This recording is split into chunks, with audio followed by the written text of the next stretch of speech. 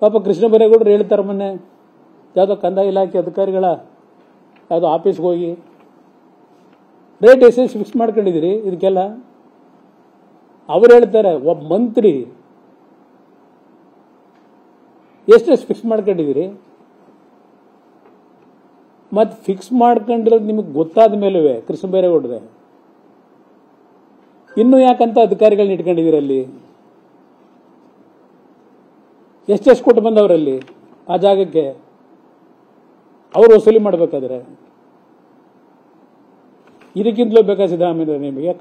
ಎಂಥದ್ದು ನಿಮ್ಮ ಸಾಕ್ಷಿ ಪರಮೇಶ್ವರ್ ಅವರು ಪಾಪ ನೆನ್ನೆ ನೋಡಿದ ಹೇಳಿಕೆ.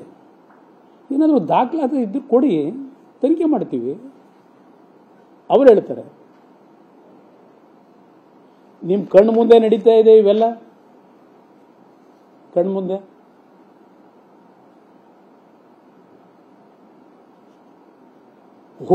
ಈಗ ನಮ್ಮ ಎಚ್ ಕೆ ಪಾಟೀಲ್ರು ಕುಂಭಕರ್ಣ ನಿದ್ದೆಯಿಂದ ಹೊರಗೆ ಬಂದವ್ರೆ.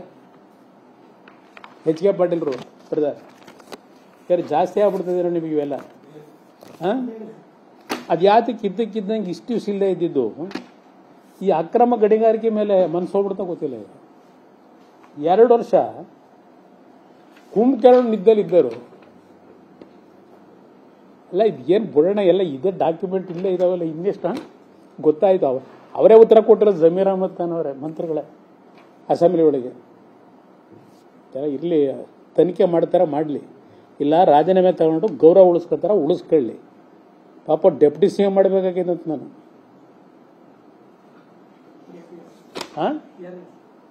ಡೆಪ್ಯೂಟಿ ಸಿ ಎಂ ಮಾಡ್ತೀನಿ ಅಂತ ಹೇಳಿದ್ನಂತ ನಾನು ಅವ್ರಿಗೆ.